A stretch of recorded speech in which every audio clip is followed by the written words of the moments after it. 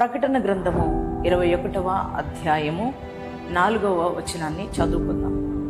ఆయన వారి కన్నుల ప్రతి బాష్ప బిందువును తుడిచివేయును.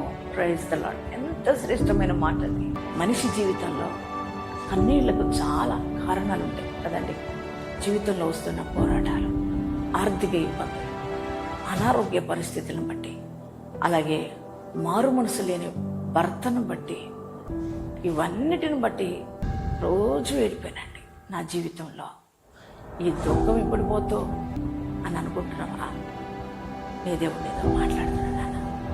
నేను ప్రతి దినం అలా కన్నీళ్లతోనే నీ దేవుడు ఉంచడు. ఈ బాష్ప బిందులు నేను తుడి చేస్తున్నాను. ఈ సమస్యలన్నీ క్లియర్ అయిపోతున్నాయి. డాడీ నాకు ఎవరు లేరు అనుకున్నా, నాకు కన్నీళ్ళు తుడిచే దేవుడు నువ్వు ఉన్నావు.